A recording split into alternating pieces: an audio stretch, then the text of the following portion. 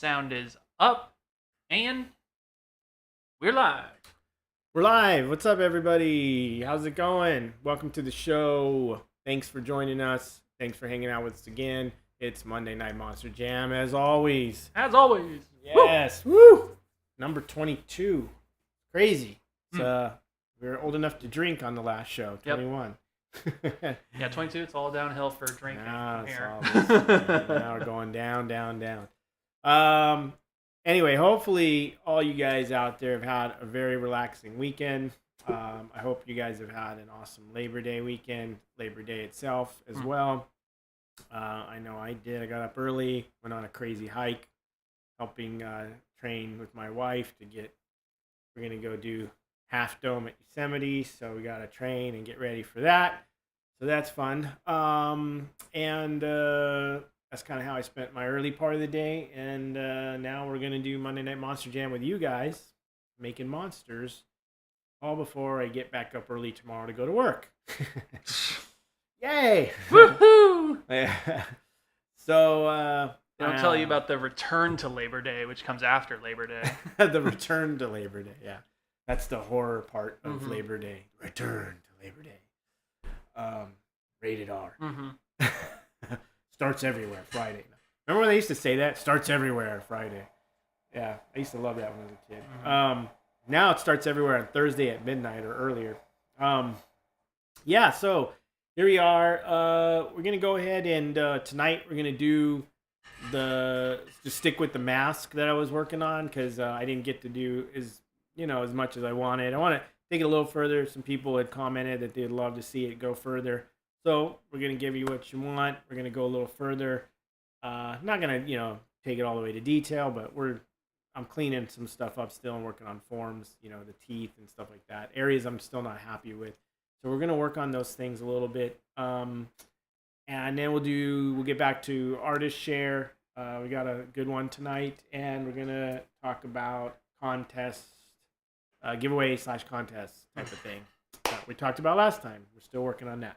Okay, so got a lot to cover tonight, so we better get cracking. All right, so here we are. Back to sculpting. Hopefully you guys are jamming away or something, working on your own projects or art, or you're just enjoying and watching, whatever. So first things first, what I'm going to do here is find one of my tools that I was using. I think this guy. Oh, shoot. You know what? I'm always forgetting stuff on this show. I think I have everything, but then I realize I don't. And I kind of need this because otherwise I can't see. So let me grab my glasses. I'll have Sam take over for 1 minute. Sure. Yeah, I think so. While Casey is going off and fetching some of his tools, I'd like to give a shout out to some of the folks that are joining us tonight here in the chats. Want to welcome back My Mental Factory, Mark EFX, Neil Leffler, Jason Giaconetti, H&J, Carolina Kiwi Creations, who did not sleep through this one. Hello, Carolina. I'm Not Vintage, I'm Grumpy. Good to see you again. Chris Dawson, good to see you again as always. And just joining us now we got Tommy Dede, we got Thomas K, we have Monster Resurrection, we have Neo Kazama joining us again. What's up, Neo? We have Shelly Moth also joining us again, Nate Modick, and John Eubank joining us one more time, Kevin Young, Rich Wiant, David Felchek, and have I missed anybody? Creative Mutation. So if you guys are just joining us for the first time tonight, welcome. Let us know in the chat if this is your first episode or if you're returning. Give us a shout out and also let us know what you've been up to today in this Labor Day. Yeah. Or your weekend. And then, give us a shout out if you're new to the channel because then we'll shout out back to you. And if you're showing up all the time, we'll give you a shout out as well. Oh, and it's also Chris Dawson's birthday. Hey, happy birthday, dude. Happy birthday. I'm not going to sing to you because it'll sound terrible, but happy birthday, man. And funny enough, it's someone else's birthday I just saw, but we'll talk about that later with the artist share. Ooh. So, there we go. All right. So, what am I doing? Oh, I got an ear to finish, too. Jeez. I'm behind schedule. Right here. Uh-oh. Better find that ear tool. I'm going to need it. All right. Here we go. Let's see what we can crank out as quickly as we can tonight. Alrighty. First things first. Let me see something here. This sword here is sticking out a little too much, and it is. So, I want to solve this problem. My clay is getting nice and firm, so that's good. One thing I will say, for those of you who are new to wet clay or haven't worked with wet clay too much, I know a lot of people, when they first start with wet, including myself, it's a little daunting because you're so worried about the clay drying out all the time. So what do you end up doing? You end up going to this guy too much, and that was my sound effect for spraying. And what happens is you make a big muddy mess and sloppy mess everywhere. And it's like, oh my God, what am I doing? So that's a no-no. You want to only spray the clay down, minimum at best. Don't feel like you have to spray it every 5 seconds. It's going to dry out and crack and fall off on you. It's not going to do that.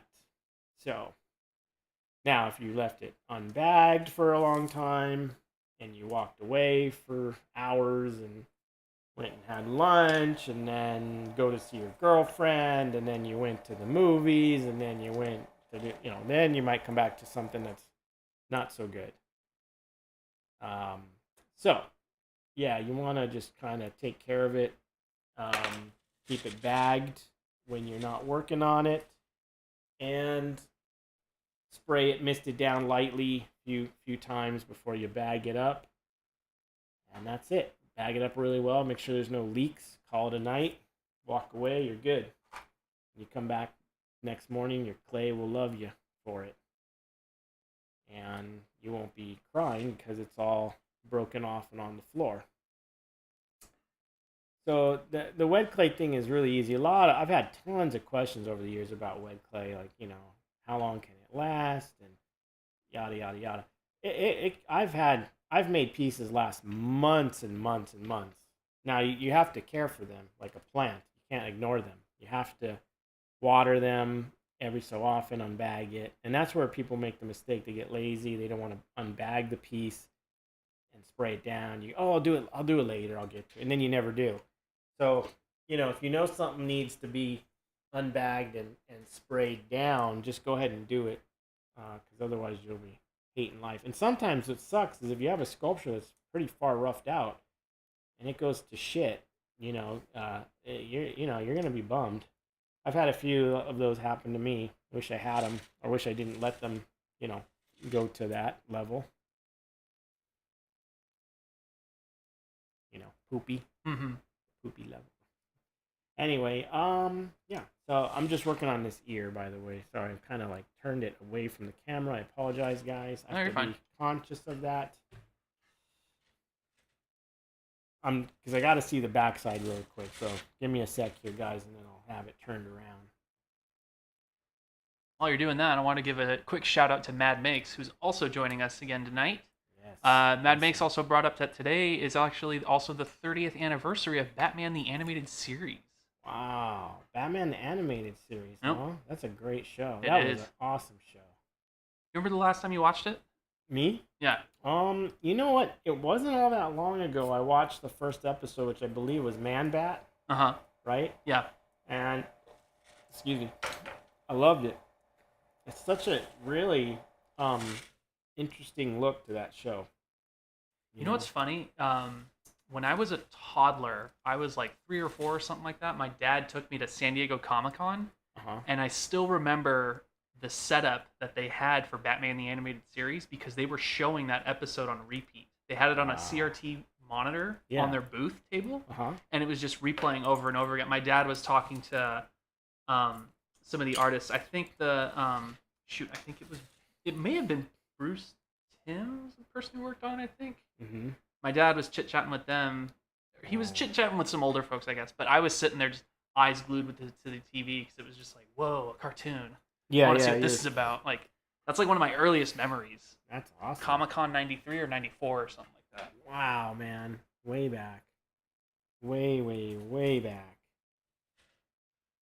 Damn, crazy. Yeah. That's pretty cool, man. Those memories are awesome, man. You know, like those are the ones you just never forget. I had this thing where on Saturday mornings, and it's funny because I'm in my I'm in my 47, about to be 48 in a few. Well, oh yeah, September 5th right now. September 5th. Yeah, my birthday's coming up. So I'm about to turn 48. But I have this funny well, not funny. I have this like really cool memories of Dungeons and Dragons on Saturday morning cartoons when I was a kid, and Thundar the Barbarian. Those were some of my favorite shows, and it's kind of like what you're saying. You know, you had this. You love, obviously as a kid, you were probably blown by how fantastical that show was, blown away, and I have the same thing with Dungeons and Dragons and stuff like that. Yeah, and I have it's funny because I have the DVD set of that Dungeons and Dragons show, and I always, even recently, it's funny, like just weeks ago, I keep saying to myself, oh, I got to pull that out on Saturday morning and just watch it, just put it on with my son and watch the show, like I did when I was a kid. That's so much fun. Relive those old memories, man. Then you turn it on, you're like, what did I love about this so much? It sucks. You know what's funny? I thought I would have that with Transformers Beast Wars. I actually sat down and watched that whole show pretty recently. Yeah. Holds up.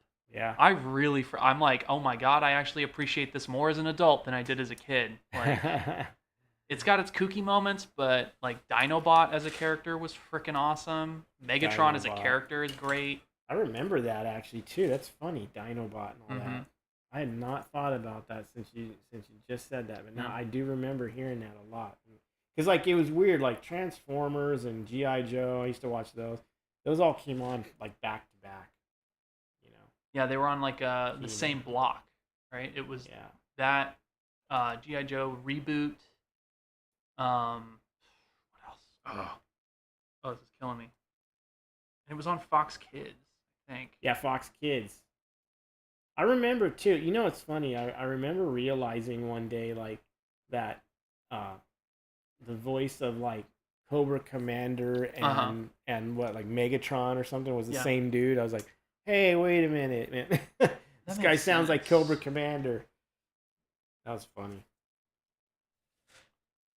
Shoot, I should know the name of the. It was Beast Wars Megatron sounded the same, right? Or one of them. Are you talking G1? I don't remember, but I mean, I just remember like maybe I'm wrong about it being Transformers, but there was like another show, like G.I. Joe, and like the voice actor was the same dude for the bad guy as Skeletor. Not Skeletor. Sorry, like Cobra Commander. Right. And maybe there was Skeletor was also another show with him, but I don't remember who exactly or what show it was. I just remember thinking like, hey, wait a minute, that voice, man, that's or not. I keep saying Skeletor. That's Cobra Commander's voice or whatever. I think that's the right thing. Or am I talking about Skeletor? I don't know. Maybe I'm wrong. Maybe it was Skeletor is the same voice as another bad guy on a show. I don't know. But whatever. Yeah. Those were the days. I know Skeletor's voice actor is really specific, but he has done a few other things. Yeah. It might be Cobra Commander and Skeletor you're thinking? I'll do my best to look this all up right now. I'm trying to remember. I don't recall. Poor phone is just struggling. Yeah. Alright, so we gotta match up these years a bit here. So what I like to do is just, with ears, a lot of people always use mirrors and stuff. You can use mirrors. Those are great. But I always just kind of get them really close. Just, doing this. Just turn it back and forth. It's easier if you have a mirror, but I never seem to have a mirror on hand when I need one. Plus, it takes up a bunch of room. You gotta, I don't know. Build it into your studio, and then you'll be fine. That's even better. Build one in permanently into the wall. But yeah, if you have a mirror, very helpful because you can see that ear while you're sculpting this ear and just look at it. I'm so used to just turning the thing. Like, all right, I see what I got. All right, I see what I got. Just do that. Once your eyes get used to looking at what's wrong on one side and right on the other, or what you have on one side and not the other, it's just quick. You see it right away.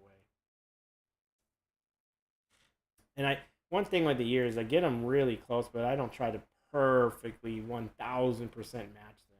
You don't need to do that. They can be ever so slightly different. It's okay. That just gives more character, really, to the piece. One thing, though, this is awfully low. Right. We're going to move that up.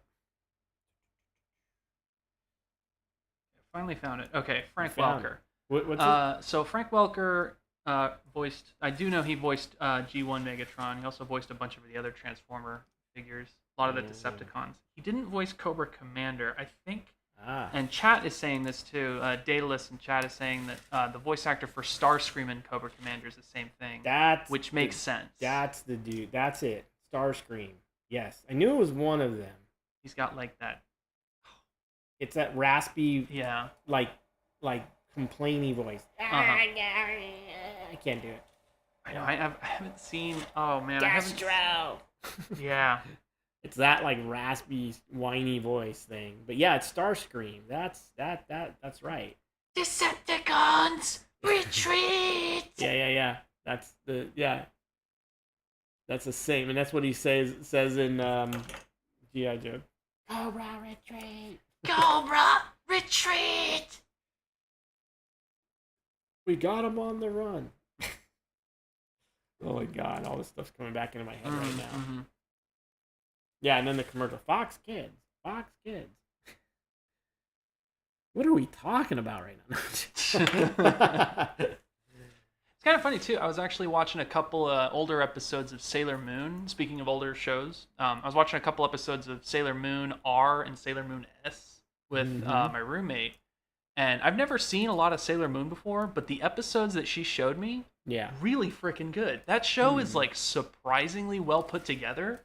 Yeah. Like, because when you think about Sailor Moon, you have like I feel like a lot of people kind of judge it based on like what they've picked up on about it from like pop culture osmosis. It's like, oh, it's girls in like, short skirt, like sailor outfits and blah, blah, blah. It's all girly stuff. But I don't know. You sit down and watch the show and it's like, no, it has its own little narrative. It's kind of kooky and like classic anime. But I don't know. I thought it was really fun. I don't think I've ever checked that out, to be honest. I don't know. I can tell watching it because a lot of my friends who happen to be like a lot of the girlfriends that I have, girlfriends as in like ladies who happen to be my friend. Not that I have multiple girlfriends, but Sam, you're gonna get in trouble right now. Probably. But what is it? They all grew up on Sailor Moon, and me watching the few episodes that I did, it's like I can tell that they grew up on Sailor Moon because I see where they pick up a lot of the things that they like these days. Like I can see how this show led them into the trajectory of where they ended up in their life. Wow. Because it's super like they don't just focus on girly stuff. They go into a lot of stuff. It's like Dragon Ball Z for girls essentially, but it's really good. Huh. I have no clue about it. I'm pretty hardcore monster boy. If it didn't have monsters, I wasn't watching it. But also, I mean, that's a funny thing too. Like the '90s era, it's a little different too. If you grew up in that era, you grew up in the '90s, right? I did, yeah. So I grew up mostly on Beavis and Butthead. Dude, I loved Beavis and Butthead. I was watching Beavis and Butthead when I was in high school. I was always crashing at a buddy's house, and that was what we did. We came back at 12 midnight, from parties or whatever, hanging out or whatever we were doing, going to the drag strip or whatever, watching, and we'd come home and eat, pizza or whatever was in the leftovers, and 'cause there's always like good food there, at his house, and then we'd watch Beavis and Butthead, and we'd just start laughing our asses off until we crashed. It's a hilarious show. Like, You oh see my the God. new ones? They're freaking good too. Like, God, dude. the new movie is honestly hilarious. Yeah. And I'm the kind of person who I'll watch Beavis and Butthead Do America at least once a year because it's just it never fails to be like, I don't know, good. Just funny Dude. watching those two just be idiots. This guy I know, amazing artist, Kevin Kirkpatrick. You ever see his realistic version of Beavis and Butthead? I think I have. I think everybody's seen it. they're It went horrifying. viral when it came out. They're Uh-huh. like silicone busts of them, but like real. Uh huh. They are so good, man. They were friggin' awesome. Like it's perfectly them, but like in real life, kind of like Mhm. if they were real. Like that would be cool to see, like a real, like live action type thing with that, you know, where it looks like them, Beavis and Butthead. Yeah, no, the new show is good. It has my favorite episode is the one where it shows them when they're older. Mhm. It's so funny. And what they start off with like these two like Martian versions of them, or alien versions of them, like highly intelligent versions of Beavis and Butthead. Mhm. Oh my god! You know what was also a great show like that, like animation that came out not that long ago. What's that? It's like a few years.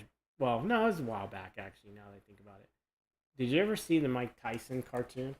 Yes, on Adult Swim. Yeah, That was so like that is super underrated as a show. it's so It underrated. Did not get the praise that it absolutely deserved. It's brilliant though. It's like freaking genius. Like man, it's almost like you wonder like why didn't this catch on better? Like you know like how could it not? It was so clever, and him voicing over, you know, doing the voiceover was like the best. Yeah, that was awesome. Too bad that didn't Yeah, last. the Mike Tyson miniseries. Yep. JB Cunningham is also joining us for the night. Says he's sorry he's late. No worries, man. You're here. That's all that matters. Thank you. Clay Carvings actually is wondering, has anyone ever seen the hilarious House of Frightenstein? Or was that just on TV here in Canada? Is that something you've ever heard of? Wait, say it again. House of Frightenstein. No, that's a new one by me. I don't think I know what that is. But you've got my curiosity. What is that? That sounds good. Let us know, Clays. What is House of Frightenstein and why should we watch it? Yeah, where can I watch it? Yeah, true. Where? Sounds good.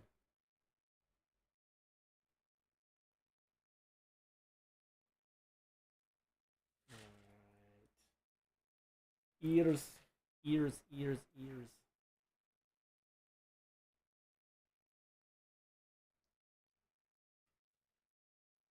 They're not exactly the same, but I'll have to tweak.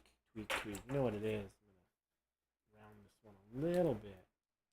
I don't know that I want these ears to be super pointy demonic, so I'm gonna kind of have them have a subtle point. See how I like that. I'm not sure I want this guy to be too demonic looking. It's not. And if I don't like it, I can always add the ear tips back or something. I think.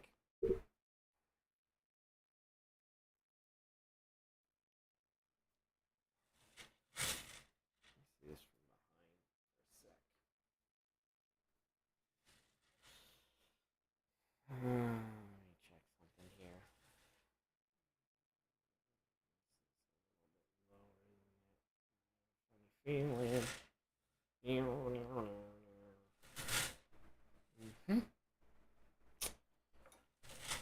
Yes, it is.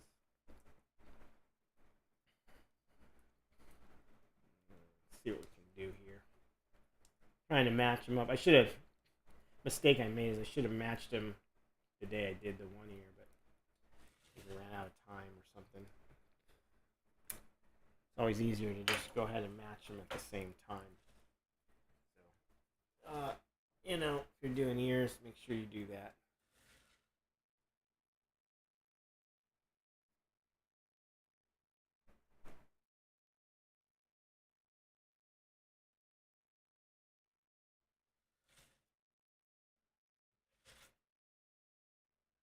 I'm getting into it with Neil Leffler right now about Sailor Moon, of all freaking things. Sailor Moon. It's funny how much they change, bringing over like Japanese stuff to America. Like, I wonder if they've done that with foreign films too. Like, can you think of like any what is it? Any like horror movies that they may have changed when they were sending them to foreign countries, or foreign horror movies that they brought here that they changed? Isn't it true that a lot of the cuts are different though? Like, I mean, sometimes for films or television shows? Oh, for television show, I don't know about television shows. For movies, Mm-hmm. I know that you get different cuts from, you know, subtly different things. Mm-hmm. I don't know why that, but I mean, like I've known, for instance, I know like some of the Italian horror stuff. Well, some of those it's more just different names, really. But then there's also, I've seen some different cuts of things. Mm-hmm. I have, like, for instance, I have a set of Dawn of the Dead, a Dawn of the Dead set, I should say. And, you know, there's all these different cuts on there. I mean, hell, if I know what all the differences are, but they're different. Mm-hmm. And it's like, you know, 5 or 6 versions. Like, oh, this one was Europe. This one was this one was US. This is extended edition. It was like, really? Like, why did they make so many different versions of Dawn of the Dead? Mm-hmm. And I mean, it's subtle, right? It's like, oh, there's this scene that's not in this one, or whatever it is. Or music score's different. Right. Yeah, I know. I think a lot of it comes down to what is it? Cultural sensitivities. Mm-hmm. The thing that I've heard, I don't know if this is the case for China anymore, but what they used to do, and this is a video game, but what they used to do is for the Chinese release of World of Warcraft. What I heard is any instance of a skeleton, like bones, Yeah. they would replace with just a body, like just a dead corpse, Mm-hmm. because I guess there's this whole taboo with bones. Yeah. Like, it's a cultural taboo with exposed bones. You know what? in My China. brother would know the answer to that too, because he worked on those video games. Oh, yeah? Yeah, Diablo 4, all those Diablo he worked on. Yeah, he would know. I'm sure he would know that all the stuff behind with that. Yeah, I could see that. I mean, you know, culturally they have things that they like and don't like, or they think is superstitious, and you don't want to put that in there. It's gonna hurt your video game sales, right? Mm-hmm, mm-hmm. They're crazy with that game too, though, man. Like World of Warcraft? yeah, like, oh no, he worked on Diablo. Sorry, not World. Well, he did work on World of Warcraft too at one point, but mostly Diablo. But no, dude, like I've heard, like, dude, those guys are nuts over there. Like how many hours they'll play and stuff. Yep. Yeah, that's something I used to do all throughout high school and college, was just World of Warcraft. Like, Damn. I was pretty insane with it. I played it for like 14 years or something. Yeah. Yeah. Something Dude, I there's don't like to people- admit because it ages me a lot, but yeah. No, I mean, there's people that like played it too much to the Yeah. point where, like, you know, like you could get like banned on your account and stuff, and something like that. I forget. There's something about all that. Or you could get, you know, or no, that what was that? You could get that if you were like trading stuff and trying to make money off it. I forget. I remember there's all this crazy stuff with those games. Yeah, there's real money transactions, which you Yeah. cannot do, Right. and that's something people get banned for in the game Maybe that's pretty what, often. Maybe that's what I'm talking about. 'Cause there was something like that. But I know there's been like there's people too, like, you know, that like it's too addicting. Like they can't stop Right. playing. You know, it's like they play way too much. They get so into it. You know. Oh, Carolina Kiwi is saying over here in the chat, in certain countries where reincarnated relatives are highly worshipped and revered, like India, bones would indeed be a problem. Mm. That makes sense too, because China, that's where Confucianism, Taoism, and Zen Buddhism, all that other, that's where a lot of that kind of originates. Yeah. That makes sense. Yeah, totally. Take them bones out of your video game, guys. We don't want it.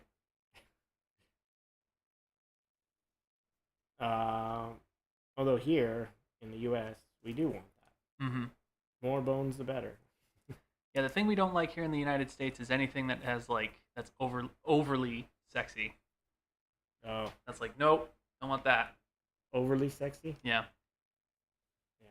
I thought sex sold everything, man. It does. Oh no.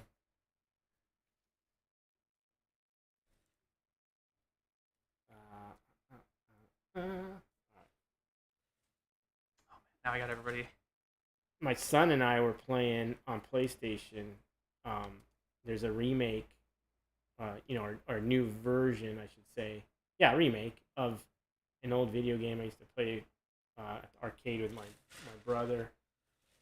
Super rad, called Gauntlet. Uh-huh. Remember Gauntlet? Yeah. Yeah. The PlayStation. The arcade or Yeah, PlayStation released. They have a new version that you can play on PlayStation. It's like you have to. I don't know what caused me to search that to find that, because nobody's. I don't know how many people are going to PlayStation and searching for Gauntlet, for Christ's sake. But yeah, I grew up on Gauntlet, and it's got the wizard and the warrior and all that, and you have to make it through all these mazes and fight all these skeletons and demons and monsters and stuff. It was so freaking rad. I remember the boss fights were super hard. Yeah. Wizard is about to die. Yep. So, Elf needs food badly. That game is so fun. Mm-hmm. And there's this version out on PlayStation. You can pay, you can get it for cheap, man. I think we paid $10 or $12. My son and I played that crazy hours, man. We're playing and we finally beat it. It was awesome. It was just so fun to relive that again. And it's way updated, right? Like it looks way better than it ever did, and all that good stuff. And Neil Leffler in the chat is saying Green Wizard needs food badly. Yeah. Yeah. It was awesome.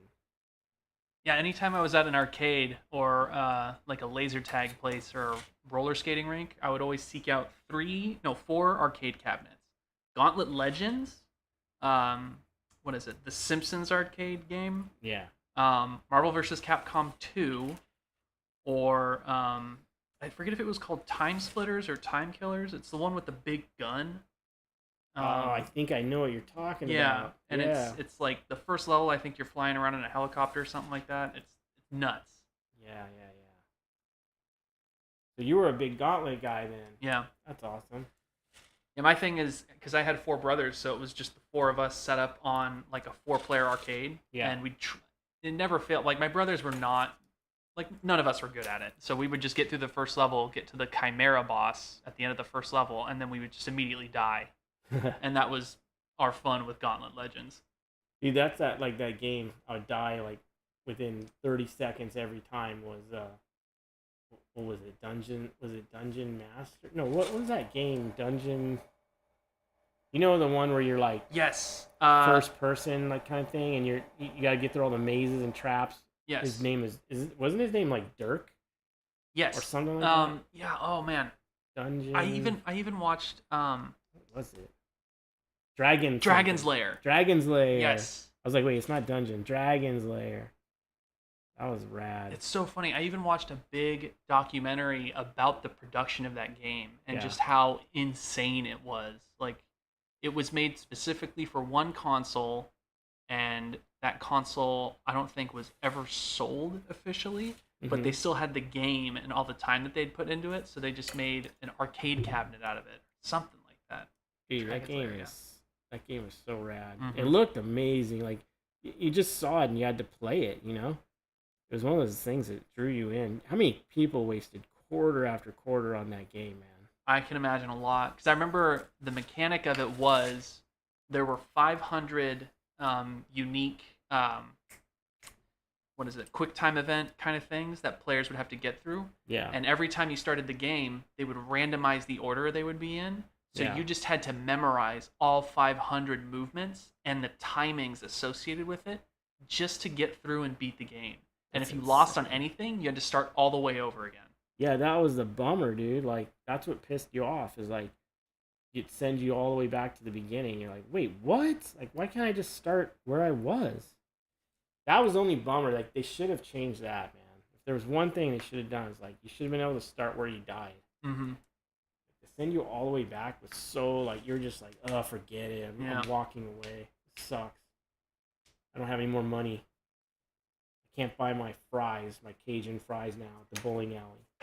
That's right. Oh, Mac McNeil is joining us right now, too. He was saying What up, Mac? Dragon's Lairs was run on a Laserdisc player. That was, yeah. That's why it looks so freaking good. Yeah. It was animated, I think, by Don Bluth. I think his studio was the one who did it. And that was part of the reason why it was such an expensive thing to produce. Did you see that mini arcade of it that came out that you could buy? Yes, the tiny little 6-scale one. Yeah. Ben has that at work, I think. Yeah, that thing's rad, man. And you can hook it up to your TV. Mm-hmm. I totally missed on getting that. I should have bought that. Yeah, man, those are the days. Bowling alley and food and awesome arcade games. And that was all pre-Street Fighter and all that crazy stuff. Yeah. Man. Like, you know, before Street Fighter got big and all those. Mm-hmm.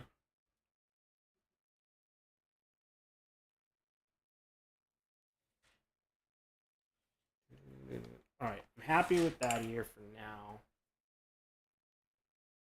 So I'm going to move on because I don't want to spend all night sculpting in here for you guys. We already did that lesson. Leave it alone. All right, I'm going to leave it alone. Good enough, I think. I'm not going to leave it alone. No, I will. I'm just messing. All right. All right, let's get to these teeth because they are driving me cuckoo, man. Cuckoo, man.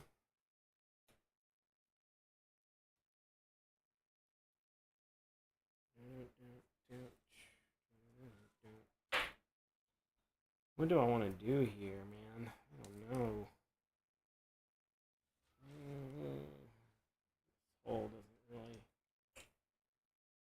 make a lot of sense here right now. Let me see if I can adjust this. Make this the bigger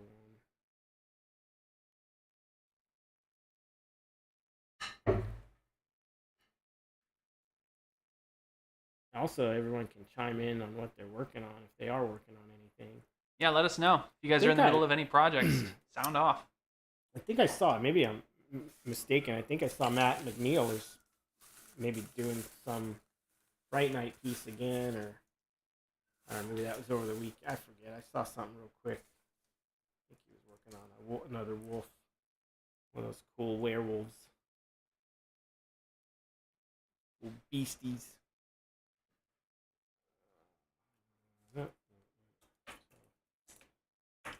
Oh, what do we want?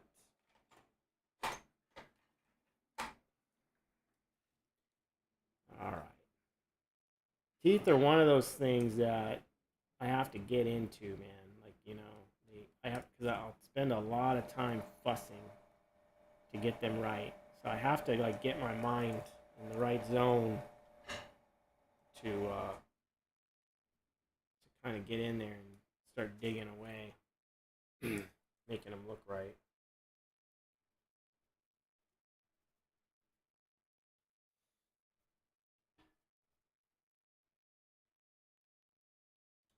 Kind of a mental challenge. All right, I gotta do this now. I guess. That sounds like a dog dying. Yeah, it's just dying out there.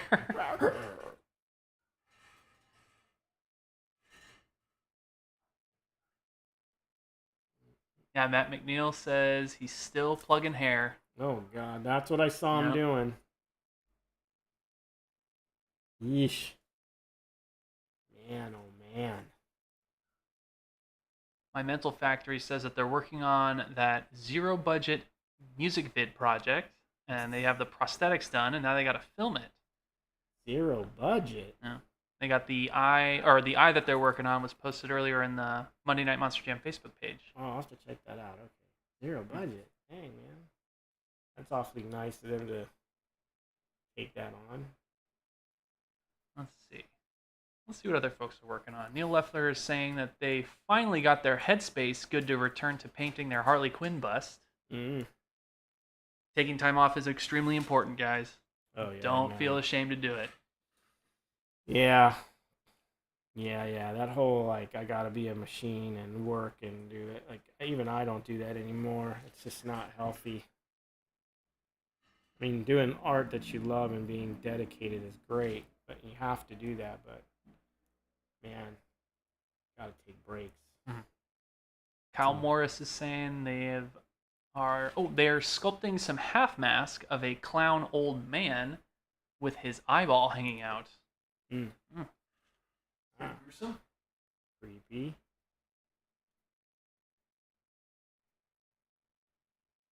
You know, I've been getting asked a lot.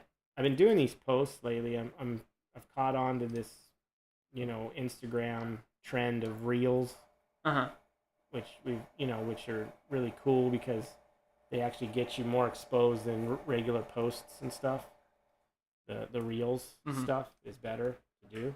So I've been doing a few, and probably people have seen them. One was my wife from years ago. We did this thing, and she shot the video where, she was working on herring one of my pumpkin witches. I think it was the first pumpkin witch actually that she's herring, and she had the green wig sitting there, so she threw it on and shot this funny video, with some Silence of the Lambs music in the background. And so, I posted as a reel. It got pretty popular attention. But I've been getting, anyway, that's not my point. The point is I've been getting asked a lot about custom masks. Guys keep hitting me up like, do you make custom masks? Do you make customs? And the thing, like I would tell those guys is, what are you looking for? Number one, like when you hit someone up about that stuff, know what you're looking for. Right. Which these guys did. They did kind of give me an idea. But know what you're looking for, but also know that you're getting into a pretty decent sized budget asking an artist to do anything custom. Because keep in mind a couple of things. One, there's a whole sculpture that needs to be produced. Two, it needs to be molded. Three, it needs to be cast, seamed, any problems corrected, and then does it have hair work, which hair work can cost as much as the sculpture, if not, so just realize, like, when you're asking that kind of thing, you're don't go expecting like they're gonna come back with like, oh yeah, I could do all that for you for $500. Nope. Or whatever, just remember you're asking quite a bit from that artist. They have a lot of masks. Is not easy. There's a lot of work. It's not the simplest art form. And if it's going to be some high-end mask with punched hair or customized hair or anything like that, you're getting into buku bucks because it ain't cheap to do any of that. So just kind of a note, like, yeah, I mean, I'll take on custom work if I can fit it in to my schedule. Usually I can't.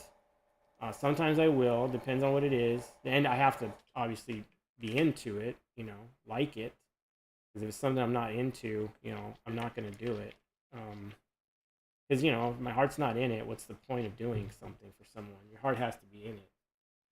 So, I mean, I'll get asked to do all kinds of different things, and most of them I turn down because I don't have time, and B, I'm not interested in what they want, so it's kind of difficult to do that. I've got enough projects keeping me busy anyway, but just know that if you're thinking of that kind of thing, I don't mind anyone hitting me up. It's totally fine. Just remember that you're you're getting into some extensive amount of money for a custom anything with any artist that's you know got really good quality work. It's gonna cost to get them to do something.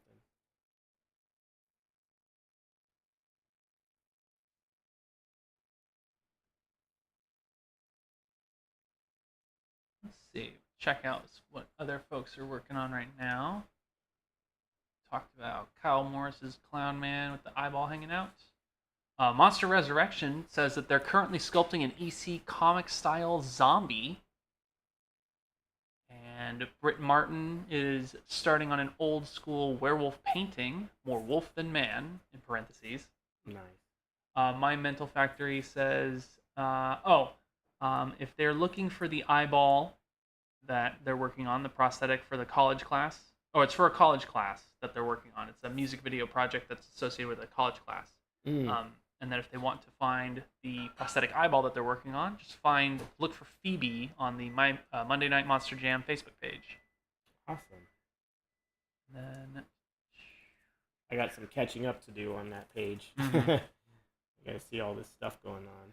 JP says, tonight I'm molding my vampire mask that I posted on the Monday Night Monster Jam Facebook page as well. Awesome. Awesome. Good luck with the mold, man.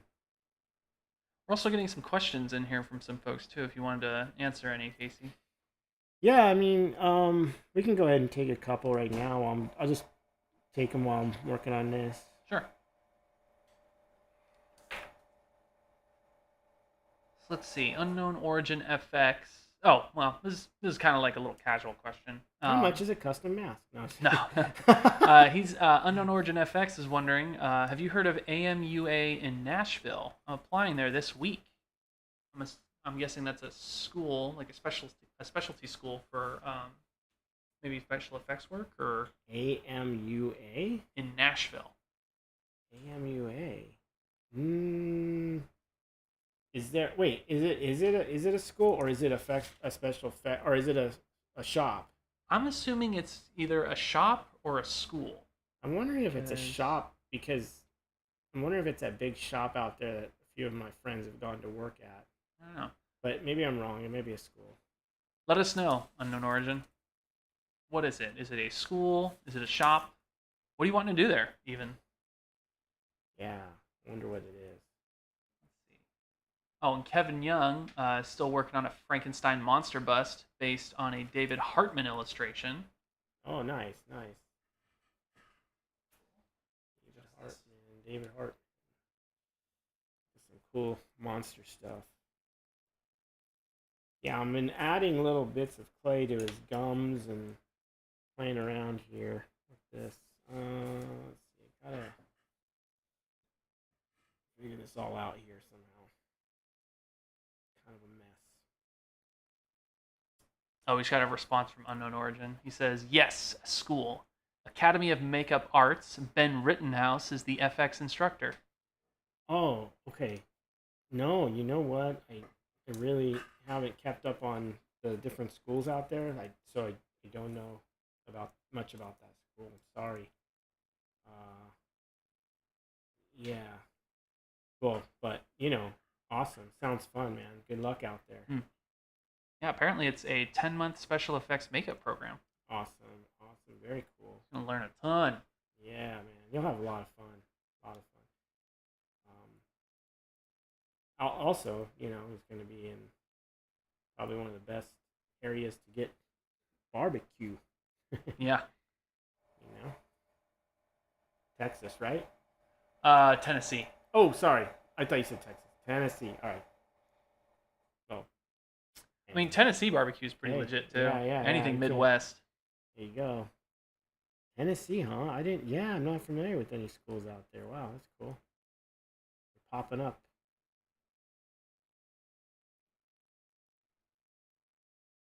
Let's see. We still got some folks sending in what they're working on. Neo Kazama is saying that he's painting a one-of-a-kind predator head and custom Slipknot masks.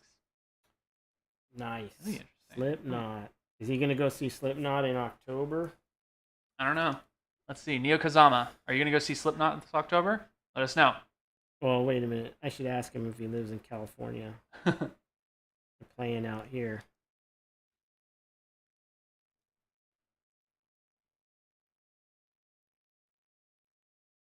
Although, like, you know, maybe he's wherever he lives if he's not out here.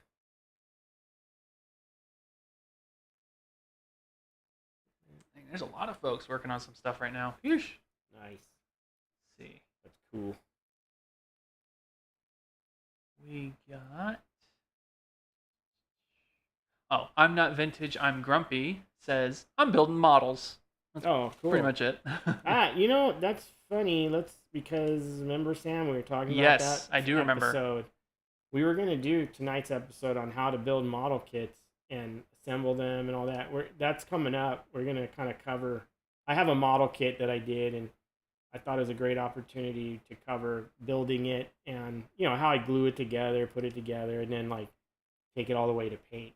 So we're gonna kind of cover that soon. Well, next week will be the start of it. The next Monday jam. Tooth is broken. I'll fix it. Don't break on me. Don't feel like resculpting you. Stick. Stick, damn it. Water will glue back together wet clay. I mean, still fragile, but. Ken Clark mentioning they're sculpting giant foam blocks into heads for a haunted temple. 2 of them at 4 foot by 4 foot. Nice. For like a new haunt? Yeah. Sick. Huh. That's cool. Hey, how many people on our stream go to Transworld? I don't know. That's a good question.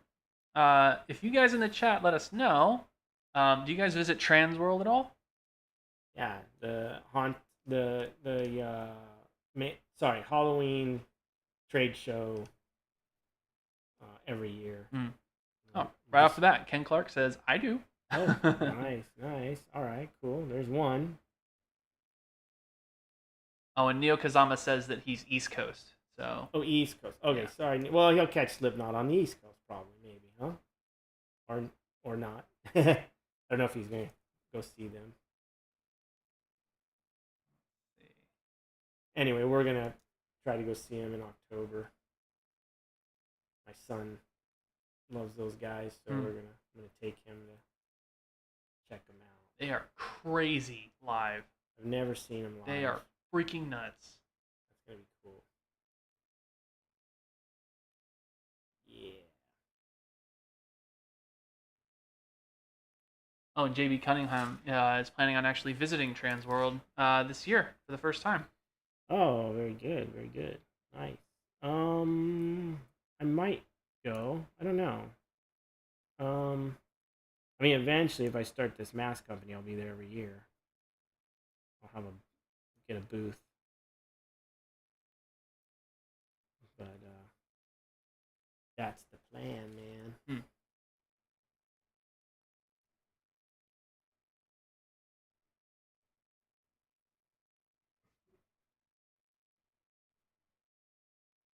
I used to go to that show like every year before I was married or any of that kind of stuff, and go out there and see friends and hang out and whatnot. It's cool. Super cool show. A lot of fun. Thanks, man. Alright, so I'm just going around with this loop tool here. It's a little loop tool and cleaning up these teeth. Trying to find the shapes. How I want them to ultimately look in the end.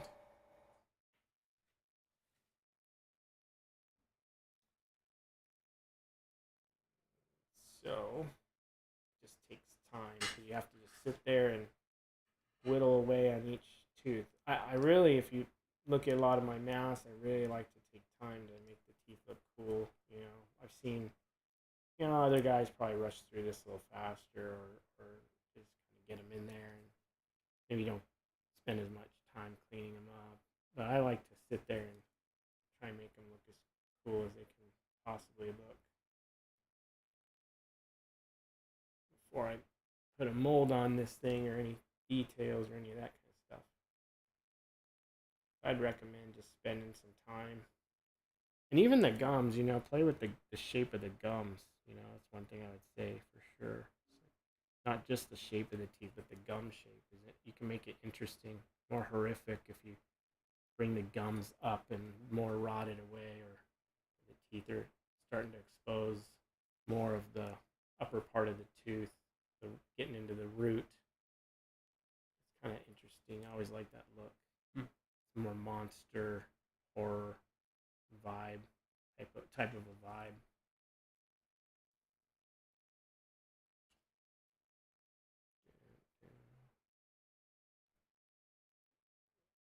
And then this kind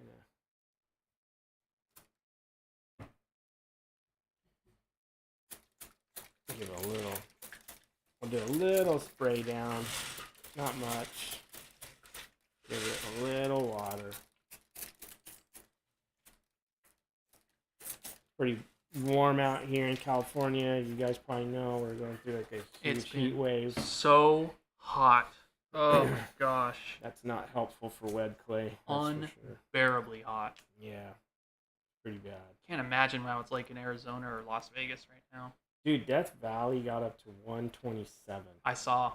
Like, that's insane. What's crazy is last year it was hotter. It got up to 130, I think it was. It broke like the world record for just heat in any place. Out in there? Yeah.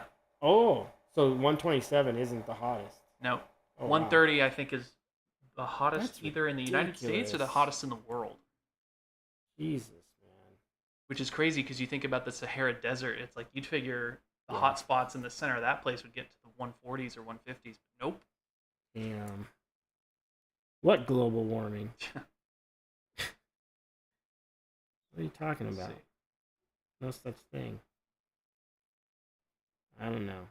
I love summer. I love the warm nights and the warm, but man, if it gets to be too hot, it's like, okay, this is ridiculous.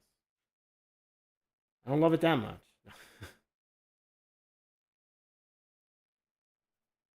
I'm just hoping we don't have one of those like ridiculously hot Halloweens. Those are the worst. Mm-hmm. Like, it's got to start cooling down, like, so it feels like Halloween, like that's that cooler, chiller evening. I think it's so important to that holiday, that time of the year, because then you're out there sweating in your costume. Not fun. It's like trick-or-treating for candy that's melting. That's ridiculous.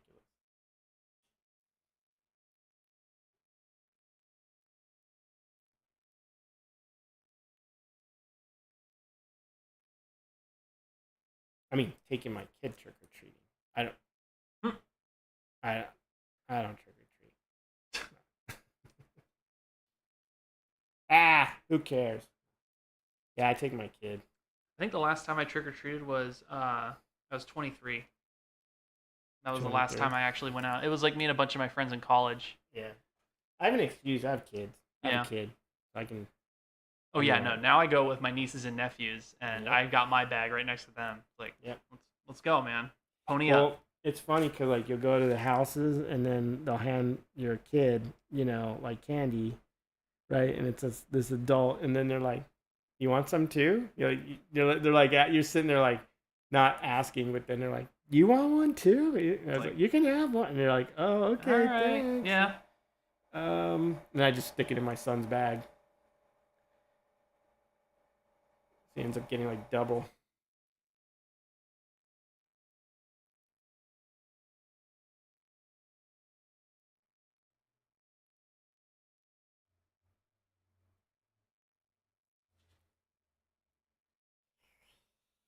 Ooh. All right. Let's see. What can we do with these gums? Trying to figure out some of these other gums down on the bottom where it's going to be, you're not going to see as much. Just so like a glimpse of the gum line. And then you got the lip. Show. Figure that out. make it look cool.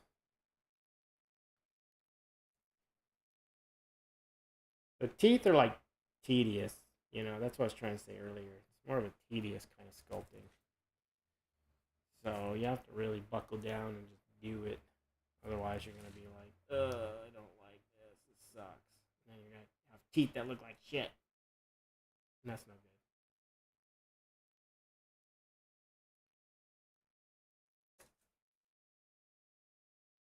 Also, I need to do something with these, like slightly break up what's going on here.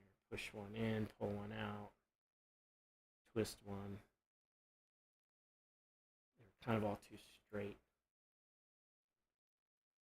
That's another thing you can play with, like how the teeth are angled and all that and coming out.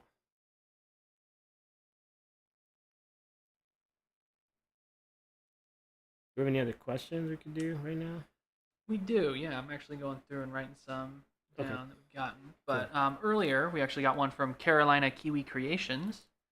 They had a general question actually. Their question was: is there a way someone could reduce the size of a sculpt to fit the dimensions for making a silicone mask? Reduce the size of a sculpt to fit the dimensions to Silicone mask. a silicone mask, so that the silicone mask is tighter fitting. I believe so. I think that's what they were getting at. Yeah. Yeah, sure. So let's say this mask is in latex, for instance, and you're like, hey, I like the fit, but it needs to be a little smaller. And so what you could do is you could take your beautifully nice casted copy of that mask in latex, and you can make a new mold of it. And then your next generation copy, when you cast it in latex again, it'll be shrunken down, like 15 to 20% smaller than it was. And then you can mold that. It's going to be quite a process, by the way. You can mold that. And then out of that mold, since it's a shrunken down size, you can then run your silicone copy out of there. The only thing is, when it comes to silicone mask, you really do need like a human core of some kind in there, you know, to take the inside shape so that it fits your face. So that's the tricky part that comes into play with that. So it takes some serious figuring out and trial and error to get it to work, but there's definitely a way to do it. Now, another way may be just to scan the mask, digitally scan it, and shrink it down and print it digitally. You're going to lose some detail, though, doing that, no doubt. So, but you could do that, get a nice scan of your mask, and then shrink that down, print it out, and then make a new mold, and then run it in silicone. Something like that. Mm-hmm. There's some options. Just depends on a lot of remolding and casting and all that and cleaning up that has to happen. But it's possible.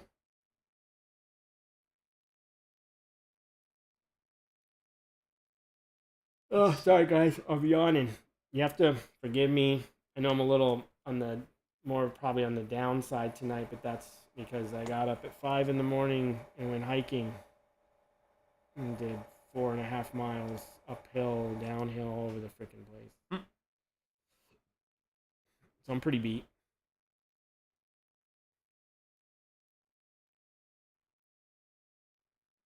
Actually, got another question here from JB Cunningham. Okay. They are wondering, when designing masks, do you take into account mold complexity, or do you even worry about the mold at the design stage? So, you know, there's two ways of thought. I've worked in different industries where it's like, you know, the effects industry, they'll tell you like, don't worry about the mold. just sculpt what you're going to sculpt. You know, just don't worry about the mold. Let the mold makers figure it out. So there's that, which I've worked in, and that's very true. And then there's when you got to do it yourself and figure it out yourself. And then when it comes to that, and of course, are you mass producing this thing or not? Like, is this something that's going to be, you're going to run copy after copy and all that kind of stuff. So you have to take all that into account. So that may lead you to tone down some things, or not. Just depends on how you feel. But yeah, it can. You know, it is good to think about how the mold's going to work and survive if it's something fairly complex. And you may need to break apart more pieces than you initially wanted to or like to, so that you can make the mold life easier on the mold and pulling the part and all that. So yeah, definitely some thought process that needs to go in there. I try not to think too much about it. I try to just sculpt what I want, but I do find myself, especially like with these wearable masks, I mean, this one with all these holes and things, I'm gonna have to go in and really clean all this stuff up really well and spend some time cleaning up so that, you know, the mold isn't too sharp in areas where it can rip latex and pull and get caught and hung up. And so yeah, I'm gonna have some work cut out making sure that this is gonna work, because this is a mask I plan on making, you know, lots of copies and selling and producing and as a wearable mask. So yeah, I got to think about that stuff. Yes. Ultimately, yes. But I say, you know, try not to let that ruin the design, though. Like, try not to hold back on your design. Try to figure out a way to mold it without sacrificing a cool design. Like, you know, if you can get a cooler design, try to do that, and then figure out how to mold it.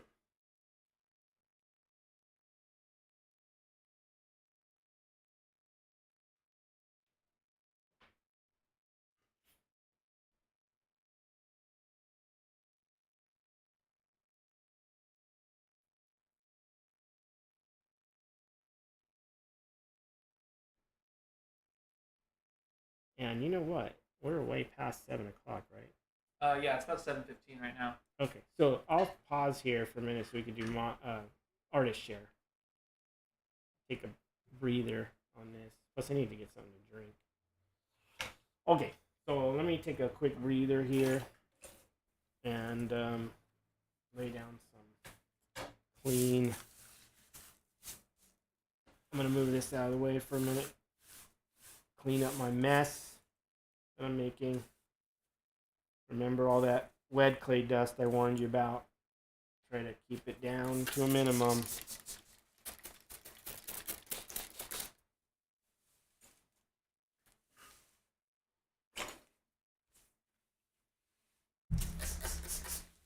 Oh, that's yours.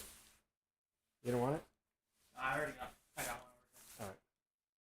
I'm gonna, you know what? You can have that. I'm gonna grab this other thing anyway. All right. So let me. I'm also gonna just give him another spray down. Pretty warm in the shop here. All right. There we go.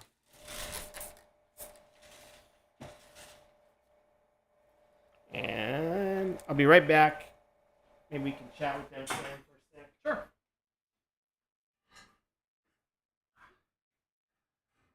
All right, yeah, so when Casey gets back, we're going to go into the artist share. But after that, he's going to be answering some questions that you guys might have.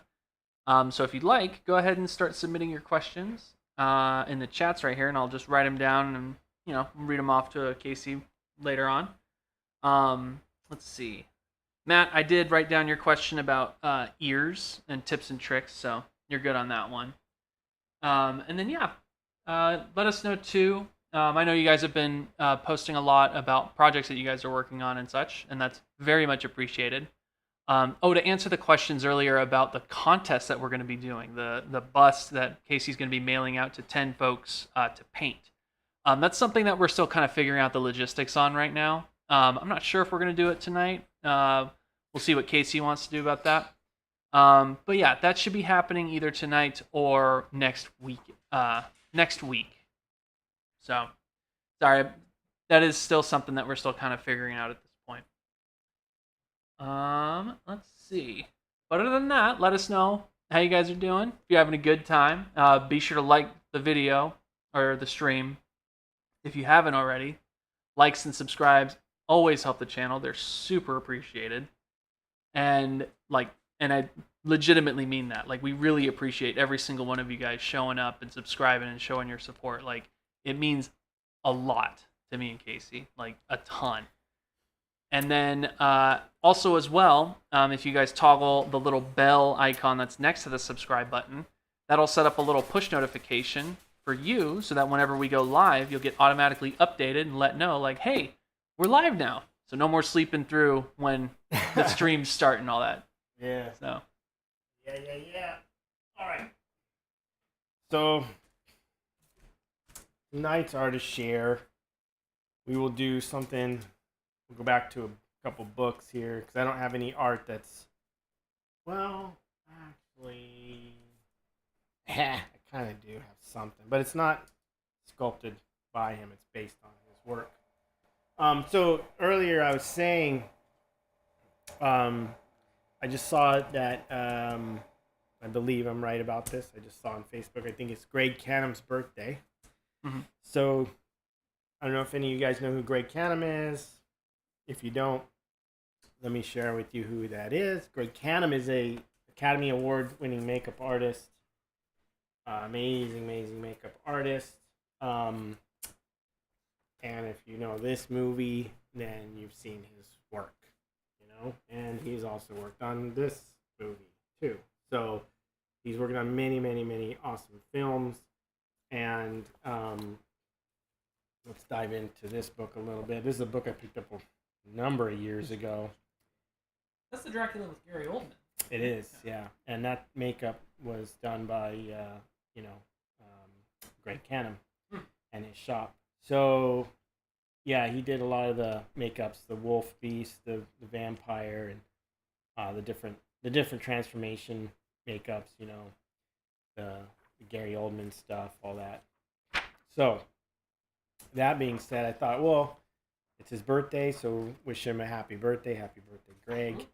And, you know, share a little bit about some of the work, the amazing makeups and stuff that he did for this film and his career. He's done a lot, you know, worked on Lost Boys, you know, this film, tons and tons of different films over the years. So let me see if I can find, I'm trying to go through here and see if I can find any of the, I forget if there's even any really behind the scenes makeup shots in this book or not. There may not be, it may just be photo stills from the film. I was hoping for some behind the scenes. Anyway, I mean, who isn't familiar with this film?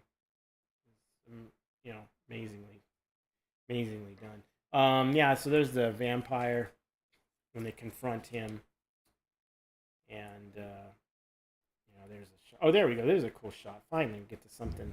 So here's some live cast, different makeup sculpts happening here. It looks like that. I mean, who knows if these are tests or transitions or whatever Greg was thinking. Here's his name right here, Greg Cannom. So here's one of the final makeups, the beast, wolf, and the bat. So that's pretty cool. I wish there was more of that in this book, but kind of letting us down a little bit. Oh well, that would have been cool to see more behind the scenes. That's a cool thing. I love that. I don't know if Greg did those heads, but pretty rad. There's another makeup that he did. It's like the older Dracula.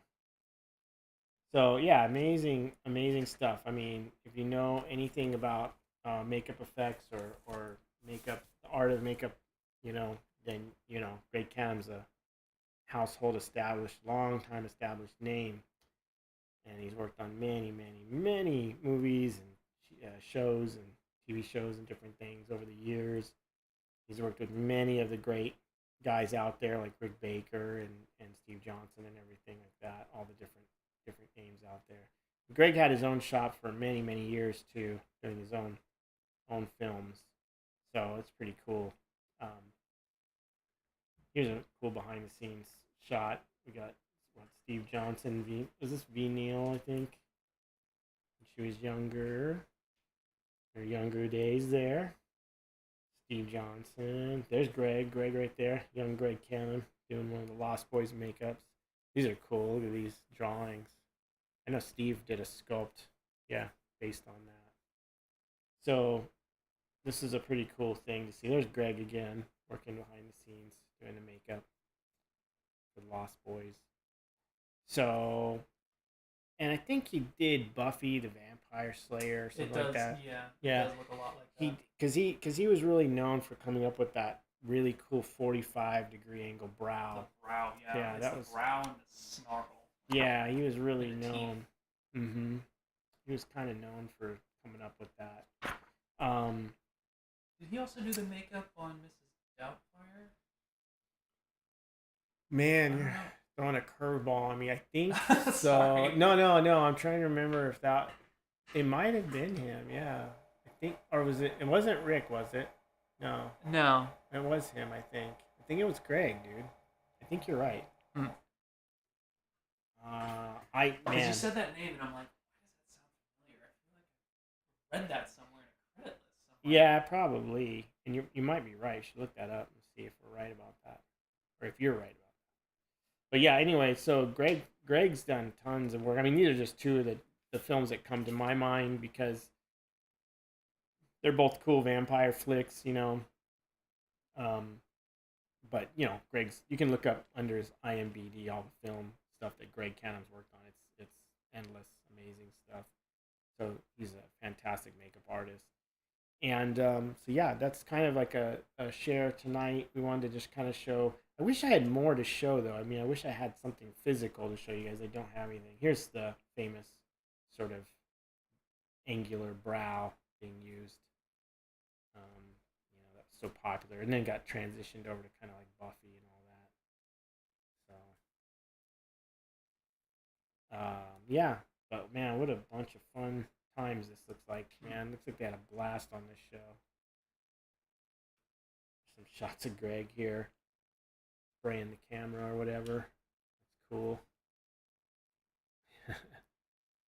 So yeah, I mean, again, check out some of his work. Check out some of the films if you're not familiar with them all that he's worked on, and you can check out his extensive career. This is always rad. Always love these feet, vampire feet. Ah, oh, damn it. Yeah, it's like a quick scene in the movie that they show. This is cool too. The burnt vampire in the bathtub, the garlic bathtub, burns them all up. So rad. I mean, that's like classic 80s boogity monster stuff. I love that. You can't beat that stuff. So much fun.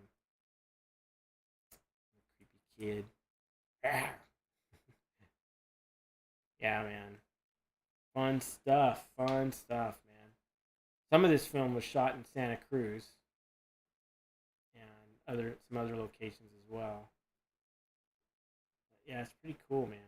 So, and this is a great book, by the way. There's a company that made a few of these books. I don't know if they're still making books or not. I have an American Werewolf in London one. I'm trying to see if there's another shot of Greg. There's Greg with his Academy Award. So, pretty cool. But this company that, made a lot of these books, I forget, what is it called here? Cult Screens. Yeah, Cult Screenings UK. They did a few, man. They did this one and American Werewolf and stuff, and these books are amazing. It's just like endless. Well, I didn't know the nun was in here. Wow, what is she doing in here? That's crazy. Norma Cabrera. There's an artist we're going to share some work from coming up soon. My buddy Norman Cabrera, for sure. amazing sculptor too. But tonight's about Greg, so let's not take it off Greg. Sorry, Greg. Anyway, yeah, but amazing work. These are just two of my favorite films that I know that he's worked on. So I wanted to share those. And it's really all I have available at the moment. I mean, I've got some. I was trying to find an old makeup artist magazine I have that's all on Greg Cannom. I'll try to find that for next week's show. I have to do some digging to find the magazine, but I have one. It's all on Greg Cannom's work, and there's actually a sculpture in there that's very inspiring to me. Every time I see this thing, I fall in love with it again and again and again. Every time I see it, it's just such a beautiful creature. So we'll have to share that with you guys next time around. But yeah, this is definitely a little tribute to Greg Cannom and all the awesome work that he's done. Thank you so much, Greg, and happy birthday. Yeah. Happy birthday. Yeah, we actually got some confirmation from I'm Not Vintage, I'm Grumpy. He worked on Mrs. Doubtfire. Yes. He worked on Thriller and the original Buffy movie. That's right, he was on Thriller and Buffy. He also worked out or helped with The Howling. So it's the Buffy movie. Yeah. That's right. And oh, that yeah, makes Howling. sense. Oh, he was on Howling. That's right. Oh, my God. I don't know how I forgot that. Yeah, he was with Rob Bottin on Howling. He helped with put the makeups and stuff, and I think he did, probably did some sculpting stuff. Yeah, great. It's interesting because Greg's career was really like not just his own shop, but he worked with many, many great people over the years. Many, many great people. And then eventually started his own shop, and that's when he did stuff like Dracula and all these other films. So yeah, he's had a pretty awesome career. Yes, I love the Bram Stoker, the Gary Oldman Bram Stoker Dracula. Like him in that red outfit with the hairdo. It's like for the longest time that was Dracula for me. Like him in like all the black outfits. Like Bela Lugosi's Dracula is one thing. I feel like Gary Oldman's Dracula is like that's like such a cool like take on it. Like, yeah, it is. Bella's always the man, but the Gary Oldman is like it's like the Thing remake. It's like there's the original, which is great, and always the classic and always the original. But then there's like then Carpenter took that to a whole new level with Rob Bottin, and like so did Greg Cannom with Dracula and Francis Ford Coppola. They just took it to a whole new level, and that film is amazingly shot, amazingly acted. I mean, it has everything, story, everything a great film needs is in that movie right there. That's one for you're just a film buff, you're not even a horror buff. Like that film is important just for those three reasons. Great filming, great acting, great story. Boom. That's the three components to a great movie. Yeah. Anyway, happy birthday, Greg Cannom. Definitely. Cheers. Cheers. All right. Now we interrupt this program for no, I'm just kidding. All right. Back to wet clay sculpting. There we go. Back to it. All right. I'm gonna throw these eyeballs on. Oh, I can see again. Okay, I need to get a little amped up, guys. What do we got? And go. Yeah, so just a reminder, if you guys have any questions, go ahead and leave them in the chats right now, and I'll go ahead and relay them to Casey as they come in. We actually do have one right off the bat from Louis Becker. Louis was wondering, is humidity bad for wet clay? No. Humidity is not bad for wet clay? No, it's good. It's good. Because the more humid, then the clay's not going to dry out as much. It might get a little sticky, but no, I mean it's not bad for it. It's actually good for it because moisture in the air is like here it's dry and so it dries out faster on you and stuff. So you have to babysit a little bit more. Wet clay. The thing with it is it has glycerin added in it, and the thing with the glycerin is it keeps it from drying out and so quickly. So yeah, humidity is not an issue for sure. That's helpful if anything. And then Unknown Origin FX is wondering, do you prefer Hydro or Ultracal? Oh, that's a good question. I'm actually I actually prefer Ultracal 30. I don't use Hydrocal, but a lot of mask makers prefer Hydrocal. So it just depends on um, what you like. I can give you some quick examples of why I like one over the other. So the reason I like Ultracal, some of the positives with Ultracal is that you have a much better working time frame than Hydrocal. Once Hydrocal starts kicking, it goes, man. And when it goes, it really goes. And you cannot stop it. And, you better be on top of it and getting your mold done. You have to kind of get your mold all done in one shot. So it's always a rush, kind of slight panic type of molding situation until you get really used to it. And I don't like that. I don't like rushing any mold or being forced to rush any mold. Whereas like Ultracal, you have a little more working time, and it doesn't just like go off and then it's setting and you're that's it. Like Ultracal kind of gives you can once you've worked with it enough, you can almost sense when it's going to get thicker and when it's going to start setting up and starting to get to the point where it's not workable. It doesn't just surprise you out of nowhere, like, oh crap, it's setting up, like we got to go, it gives you a little bit more stretched out time. But also what's great about Ultracal is you can do layers. You don't have to get the whole mold on in one shot, and finished. You can do layer after layer after layer, and it'll bond to itself, whereas Hydrocal won't. So with Hydrocal, to do layers, you really need to have a helping hand or two that know what they're doing, and they need to be there knowing when to mix new plaster for you and all that, especially if you're trying to get burlap and all that into the plaster. You just need someone there to kind of help you out. I wouldn't suggest doing it on your own. I mean, until you get really good with it, and knowing the plaster very well.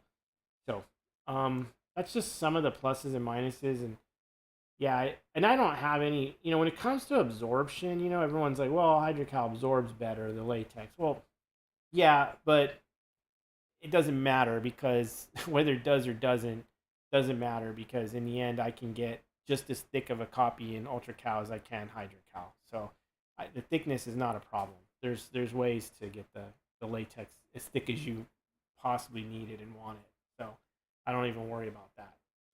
So the absorption doesn't. In fact, I put dental stone in my detail coat. I put not just Ultracal 30, but I add dental stone to it, which makes the absorption technically even worse, but I still get great mass copies, thick copies out, no problem. So that's not even an issue. So that's some of the differences. Right. Our next question comes from Matt McNeil. Matt's wondering, for ears, I hear the best way to learn is to learn the names of the fleshy structures so you don't forget them while you're actually forming the ear. Do you have any tips or tricks related to molding ears or, sculpting ears? Oh, sculpting them? Yeah. Or molding them? Sculpting them. I meant to say sculpting, not molding. Just study the ear. Like, just look at human ears. That's the best thing. Look at human ears and copy them. That's the best thing I can tell you. You don't need to know the names of anything in the human ear. Like, that's great. It's good to know all the muscles and names if you want to learn. There's nothing wrong with that at all. I mean, that's awesome. I used to try to learn I used to be really good. I used to know almost all the muscle names of the upper body, and now I don't remember half of them anymore, except for trapezius and deltoids and whatever. I mean, I don't. You don't need to know that. You need to know how it looks and how to sculpt it. That's more important. You don't need to know the name of it. So knowing how to make it look right is the most important part of your job as a sculptor. But it's good to know. I mean, there's nothing wrong with knowing those things too, right? It's kind of like being a guitarist that you can play really well, but you just don't really know all the notes you're hitting because you don't need to, but you know it sounds right and it works and vibes. I mean, most guitarists do know that stuff. They learn it. So yeah, you could spend some time and do that. There's nothing wrong with it. Instead of playing by ear, you're sculpting by ear. Hey. Yeah. But no, for me, I don't know all the names of the things and whatever. I just care that it looks right. Now you're gonna make me go to the ear. I'm not doing it. I'm done with ears for tonight. I'm not doing it. I'm not getting suckered in, Matt. No. Yeah, but no, I definitely just study. Like, the best thing I can tell you is just look at real ears and study them. These are still, by the way, I mean, these ears I have here are not final or finished by any means. I'm gonna play with these quite a bit to make them look interesting. And who knows, I may put more pointy tips back on. I don't know. I'm trying to still figure out how they should look for the character. I might just go to rounded ear, normal human rounded ear. I don't know. We'll see. So, okay. But great question. Yes. We also have a quick shout out from Monster Resurrection. They mention, I saw your work in the Monsterpalooza Museum in 2022. It was so sick getting to see your work in person. Oh, thank you so much. Yeah. Yeah, that was a lot of fun. Brought back a lot of memories for me. So if anyone knows or remembers, I used to do the Monsterpalooza shows all the time. And, it was a lot of fun. And then I kind of got very much burnt out on not just Monsterpalooza, just shows in general. I got really burnt out after years. I've been doing shows since the, very early 2000s. I think my first show was 2000. So doing show after show, and there was a time where I would do 4 shows a year, which is a lot when you think about it. Traveling, airfare, hotel, making all the art, showing. And I'd just go do all these shows, and it was so much fun. But I got burnt out, and trying to juggle a family, a full-time job, and shows and all that just wasn't working anymore. So I stopped. But last year I brought some art back to Monsterpalooza. I talked to Elliot, the guy that owns the show and runs it, and talked about, hey, would it be possible to show some art in the museum? He's like very gracious and like, yes, of course, and gave me some tickets. So then after doing that, funny enough, kind of the bug bit me again, and it was like, you know what? Maybe I've been on a long enough break. Maybe it's time to go back. So I talked to him, and next year I'm supposed to be back for the main show. I think. I mean, that's the plan, as far as I know. Is I'm gonna do the show again. This will be the Pasadena show, so I'm gonna come back and do it.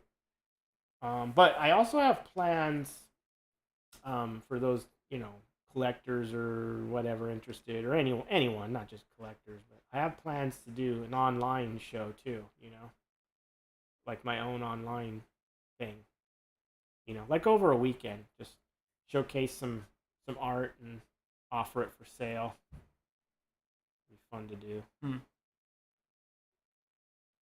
We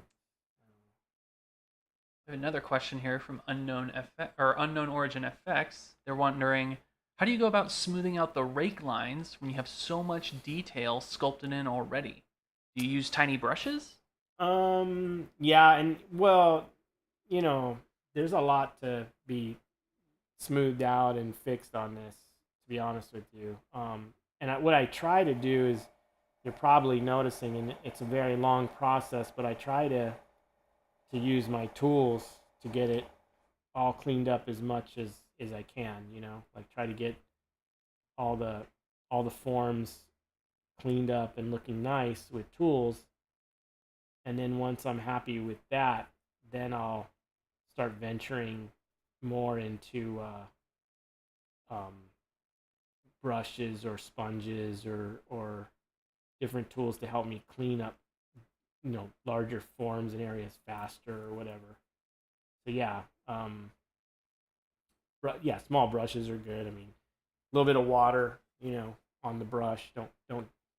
That's another no-no, is don't soak the wet clay with a brush all over the place, like making mud. You're just gonna make a bunch of mud. Totally counter counteractive to what you're trying to do. So, yeah, definitely spend some time and use your tools to do all the cleanup and make everything really nice, nice and neat.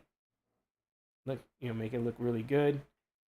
And then once you get everything looking nice and neat, then you can kind of go in. So I just use little bits of water. I don't soak anything though. I really do rely on my tools to get me there, get it all clean and looking spiffy. And then get into all that micro sort of detail and what have you. This tooth might have to become a separate tooth for molding. This one here does present a problem. And it may be one that does get put in separately.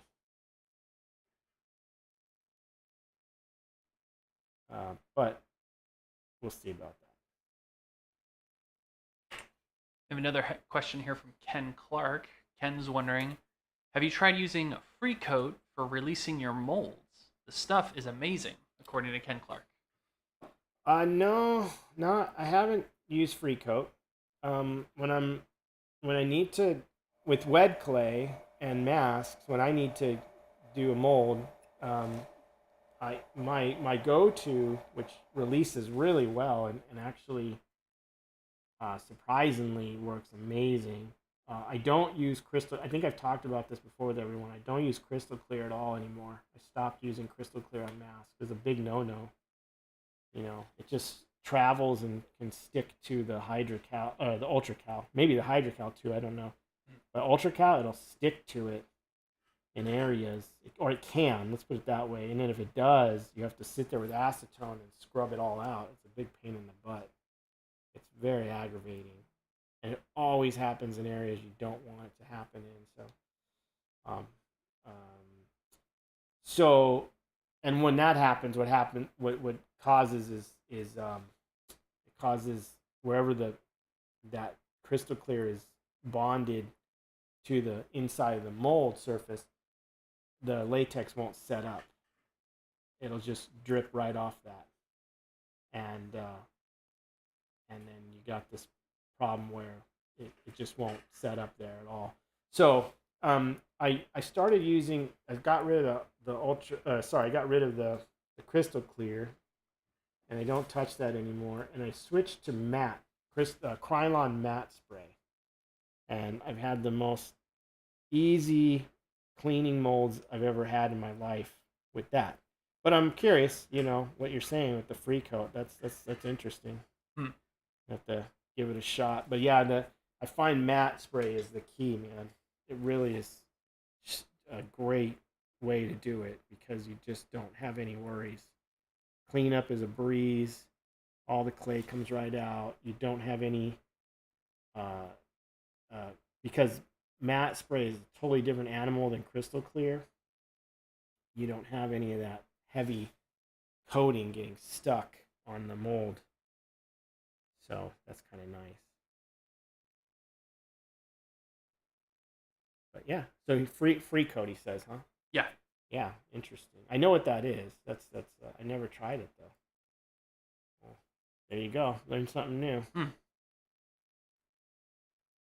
Our next question comes from Carolina Kiwi Creation. They're wondering, do you ever use real teeth in place of clay ones on any of your masks?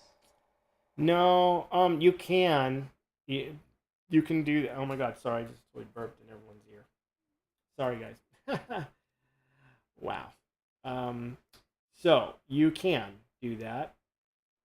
And the thing with that is you just have to back up. A couple things. I always find that sculpting your own teeth, you can get a more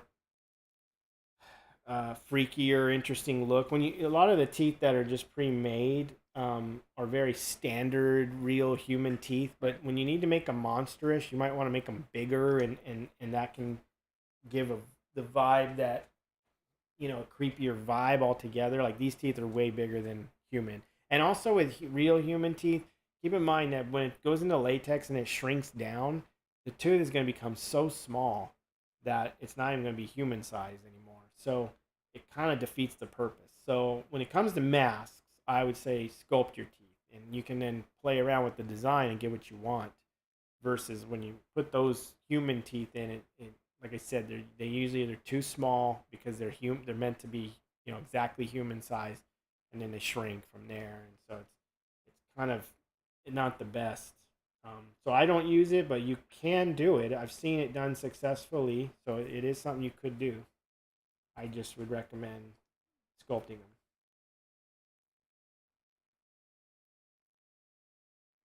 Not a great question. Yeah. Yeah, my mental factory has another one, or actually, they're looking for your opinion. They're saying that Ed from Distortions says to use Krylon leather spray paint in his Monster Lab videos. Yeah. Any opinions on that?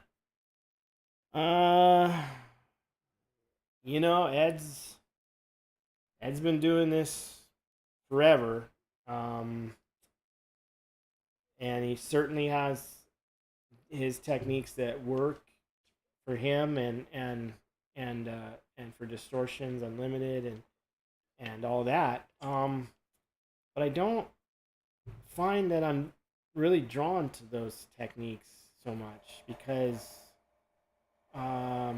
like the leather or the leather brown spray paint, it's leather brown color spray paint that he sprays the sculpture with. Mm-hmm.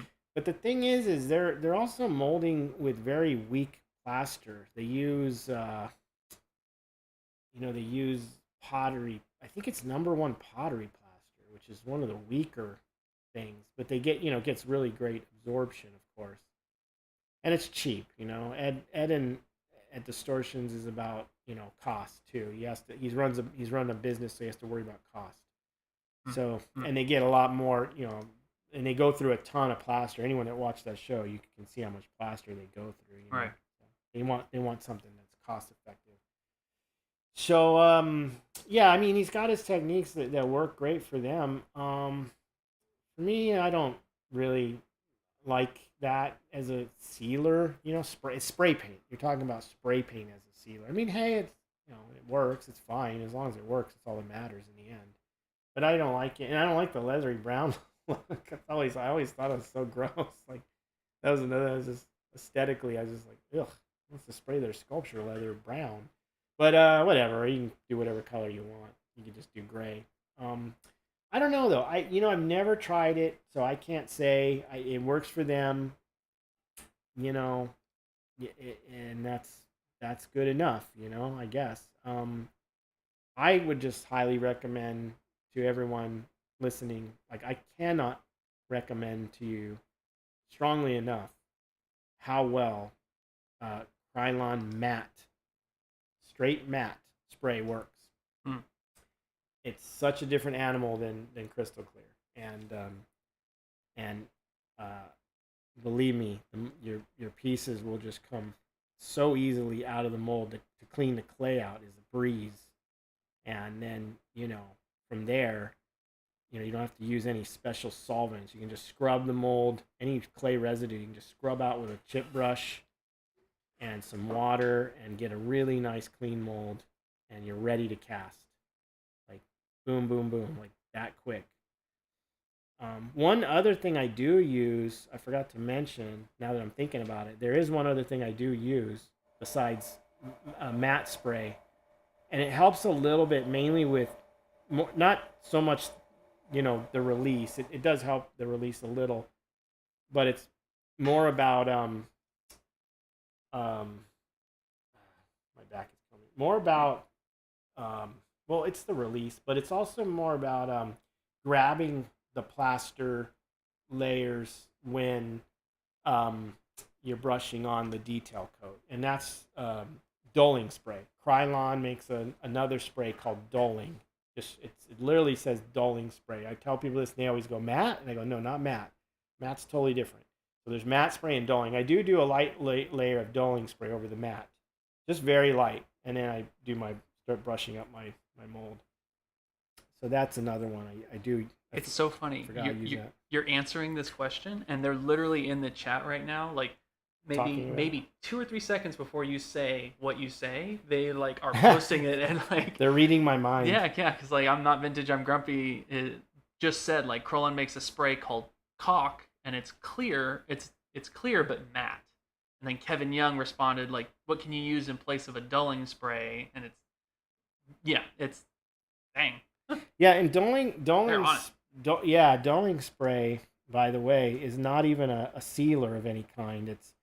It's a wax spray for photography, and it's actually used to dull shiny things on a set when you're a photographer and you're trying to shoot something and there's a shine you don't like, a sheen.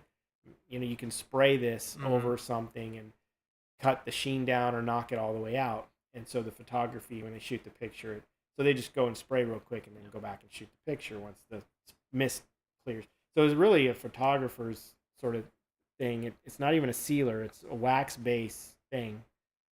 But it breaks the surface tension and for molding, and that's why it's so great. And then from there you can just go ahead and when you go to brush your plaster layer on, it'll just grab and not bead up on the surface. That's the whole point of it. So that's a good one, dulling spray.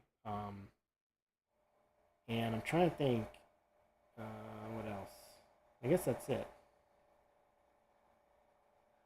Oh, Grumpy wants me to emphasize chalk, not caulk. Oh, that's a big difference. That's my dyslexia. Chalk. Yeah. So what was with the chalk stuff? What's that about? Let me go back. I'm curious. It's like dulling spray or something? Krollen makes a spray called Chalk. It's clear but matte. Oh. What is it? Oh, so it's a clear spray but very matte. Yeah. And he's used it for molding? It sounds like it, yeah. That's kind of what I'm picking up on what they're chit-chatting about right now. Okay. Interesting. Yeah, you never know, man, what's out there. You can, like the way I stumbled upon the Krylon matte spray working so well is I had a mask making class way back a few years ago, and I ran out of crystal clear and didn't realize it. I just didn't check. I thought I had checked everything and made sure I had plenty of everything, plaster and latex and for the students, and then I forgot to check the crystal clear. So here we go, we get the sculptures all done and we're going to mold them. And I'm like, all right, let's seal them with crystal clear. And I go to look and I have like one can of crystal clear that's pretty much empty. But I had a bunch of matte and I was like, oh crap, what do I do? I don't even know if matte would work, or if I've never tried it. But I was like, I couldn't let them know that. So I was like, well, here we go. We're going to experiment. Let's just hope for the best. We're going to mold these sculptures. We got to do it. We were on a schedule. We had to do it that day. So I was just like crossing my fingers it would work. And to my surprise, it worked so well. I've never gone back to crystal clear ever again. Wow. That's how good it is. So if that is any help to you or indication, Mark, take my word for it. You will not regret using it. Simple trial and error, too. That's crazy. Yeah. Good thing I ran out of crystal clear that day. Because I would have never, who knows how much longer I would have struggled with. And I've tried all kinds of other things. I've done baldies. I've sealed wet clay with baldies, if you guys know what that is. I used to have this method, because just to avoid crystal clear, I had this other method that I had come up with to seal with baldies, where you spray it on, but it's totally toxic because it's got acetone in it. That's what thins baldies is acetone. So you had to do this with a respirator outside. I don't recommend it at all. It's not good, but it worked because it put a rubber coating on the sculpture. The sculpture had like a light rubber coating, but not enough to like cover any detail. All the details were there. It was very thin, like super thin layer on there, and that was great.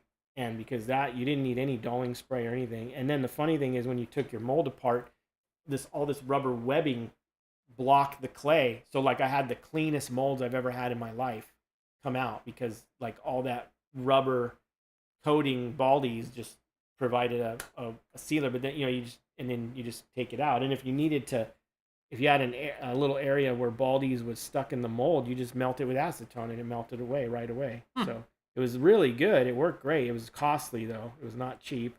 That was a downfall. It was expensive. And the other downfall is spraying stuff with acetone is incredibly dangerous and for your health. So that's all that, believe me, was like enough to make me just go. I'd always been searching for something else, and then I found the matte spray thing, and I never went back to anything else. All right, we got these teeth pretty well cleaned up, fairly well. We're getting there. We're getting there. So the giveaway thing, guys, we're the giveaway / contest. I'll talk a little bit about it. We're still playing around with the ideas for that and figuring it out.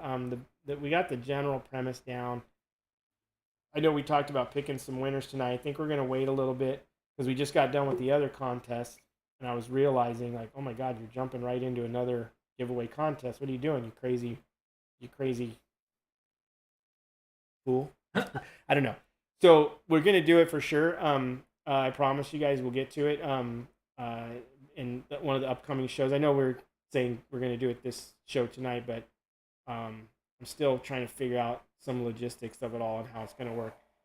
Because it's also a contest that has to work, so we want to make sure that that's all gonna help. And I think Sam, we're gonna have Diana come back to do the drawing with us. So we're going to do that too.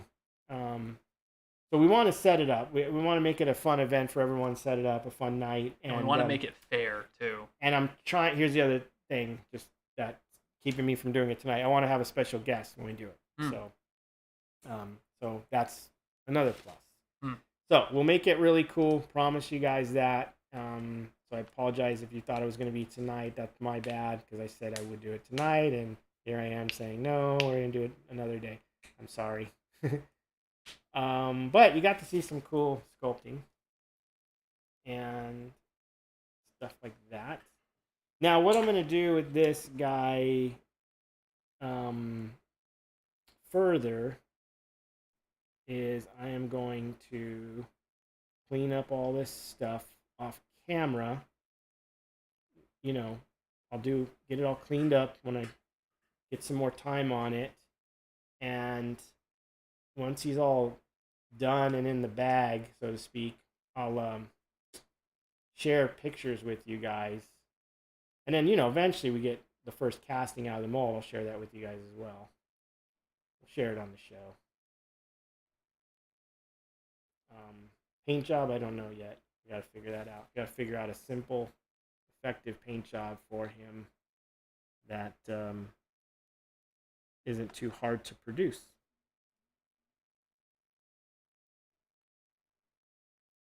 Yeah, we're getting all these teeth cleaned up. There's a few things I see I still want to tweak. Another thing is I still got to get all this stuff figured out, and some of this over here is not quite right how I envisioned it, so there's still a lot to do before I get it all said and done. This little tool you see me using, it's like a little offset loop tool. It's really good for getting in tight areas and cleaning up these forms that are hard to get to. But the cool thing is I think enough of it is there for you guys to have the full idea of what this is. I mean, it's pretty, at this point, you know what the character looks like and what it's going to be. And you can kind of see enough of it now to be like, all right, this thing's going to be pretty much that. I mean, the only thing that's really going to change is just some minor stuff in here and in the side cheek areas and then clean up and making it look all really nice and pretty, and then some texture and detail, and you know, it'll be done. Molding. Time for molding at that point.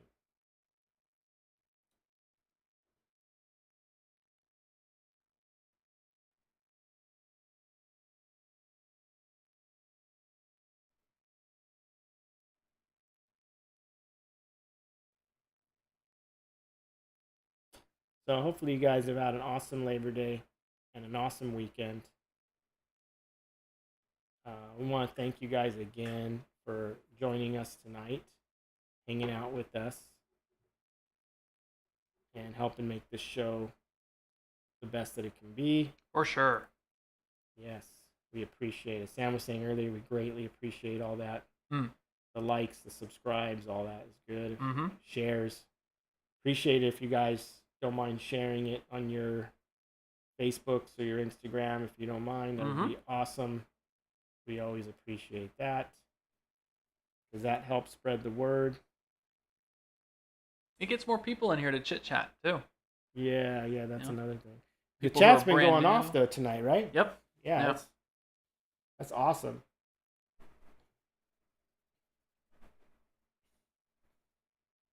Yeah, Chris Dawson saying that the sculpt is looking great so far. Awesome. Thank you, man. Thank you. Appreciate that. I'm trying. I'm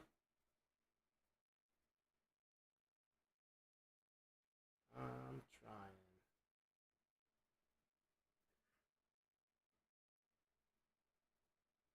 Give you guys a good one, you know?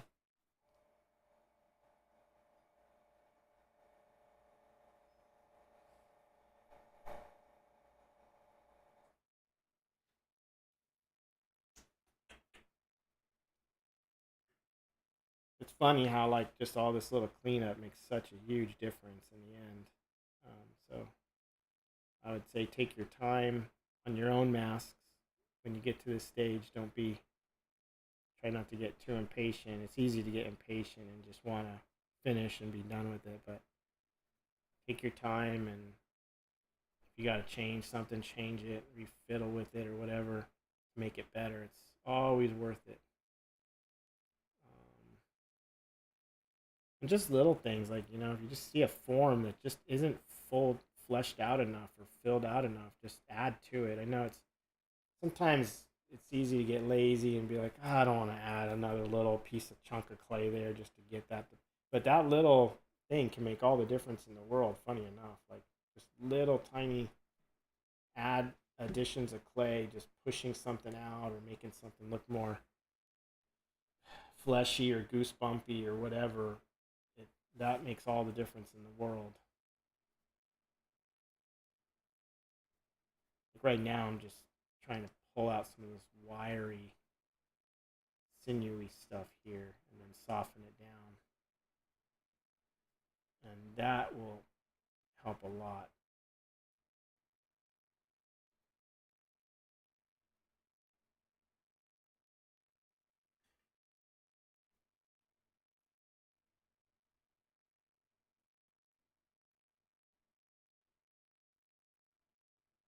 What's everyone thinking about that show, the dragon one? Oh, House of the Dragon? House of the Dragon. I don't know. I haven't watched any of that. I haven't watched any Rings of Power.